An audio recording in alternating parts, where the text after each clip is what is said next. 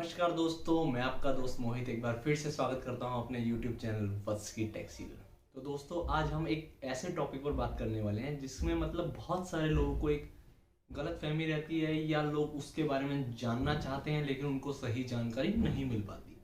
तो आज हम एक ऐसे टॉपिक पर बात कर रहे हैं जो कि एक टॉपिक का नाम है इंश्योरेंस। तो हमें जब क्लेम लेना होता है तो हमें उसके बारे में जानकारी नहीं होती कि हमें क्या क्या डॉक्यूमेंट्स चाहिए और हमें क्लेम कब लेना चाहिए कब नहीं लेना चाहिए।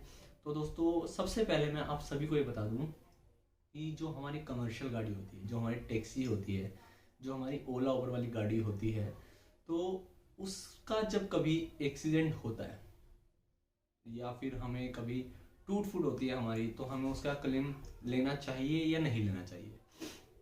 तो दोस्तों, मैं आपको बता दूं कि आप लोग इंश्योरेंस पर पैसा खर्च करते हैं 25 से 30 हज़ार या 15 हज़ार या जो भी है अमाउंट इंश्योरेंस का। तो हम जब उसको लेते हैं इंश्योरेंस को, तो हमें उसका बेनिफिट भी लेना चाहिए कहीं ना कहीं।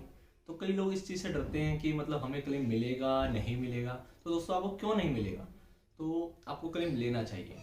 तो हमें जब क्लेम लेते हैं तो किन किन बातों का ध्यान रखना चाहिए, क्या क्या डॉक्यूमेंट्स हमें चाहिए होते हैं। तो सबसे पहले मैं आपसे बात कर लेता हूँ कि जब हमें क्लेम लेना होता है तो हमें जो हमारे नियरेस्ट जो सर्विस सेंटर होता है अपनी गाड़ी का, अपनी कंपनी का, तो वहाँ पर अपनी गाड़ी देनी चाहिए।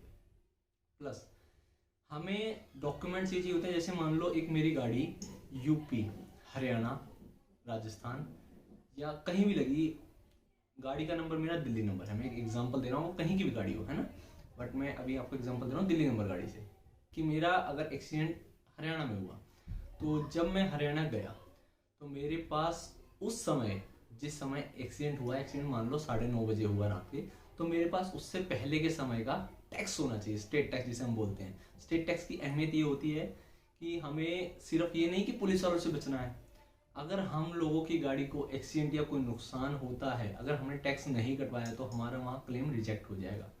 तो हमें अगर क्लेम लेना है तो हमें स्टेट टैक्स वहाँ पर देना पड़ेगा। वो सबसे बड़ी अहमियत है इसकी, टैक्स की। तो स्टेट टैक्स मैं आपसे निवेदन करता हूँ भाई, जरूर कटवाएं।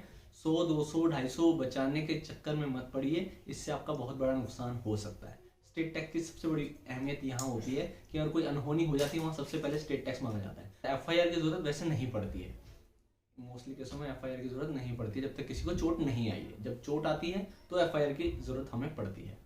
तो दोस्तों, मैं आपसे यही कहना चाहता हूँ कि आप लोगों को क्लेम लेना चाहिए। आप लोग पैसा खर्च करते हैं इंश्योरेंस पर और उसके बाद गाड़ी को खड़ा करें। उसके बाद डॉक्यूमेंट्स आपको सबसे पहले देखो, लाइसेंस चाहिए जो वैलिड लाइसेंस हो, लाइसेंस एक्सपायर नहीं होना चाहिए। उसके बाद आपको परमिट चाहिए जो आपकी गाड़ी एक्सपायर नहीं होना चाहिए। उसके बाद आपका स्टेट टैक्स जरूर होना चाहिए, जिस भी स्टेट में आपकी गाड़ी लगी है तो वहाँ का स्टेट टैक्स आपके पास होना चाहिए।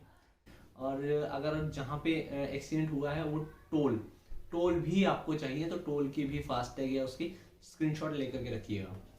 प्लस अगर आप हरियाणा में एक्सीडेंट हुआ है वापस दिल्ली में आए हैं तो आपको MCD की भी जरूरत पड़ेगी। भाई ये मत सोचना कि हमारी गाड़ी का एक्सीडेंट हुआ है हम लोग MCD बचा लेते हैं, कुछ भी है, MCD की जरूरत आपको पड़ेगी। तो MCD की जो स्लिप है, जो स्क्रीनशॉट है, मैसेज है, वो आपको जरूर रखना है। तो दोस्तों, मैं आशा करता हूँ आप लोग मेरी दी हुई जानकारी से संतुष्ट होंगे। अगर कोई भी जानकारी आपको लगता है कि और चाहिए तो आप मुझे DM कर सकते हैं, मैंने स्क्रीन पर दे दिया है अपना Instagram ID। तो आशा करता हूँ आप लोग सब समझ गए हैं। तो मिलते हैं नेक्स्ट वीडियो में, तब तक के लिए नमस्कार।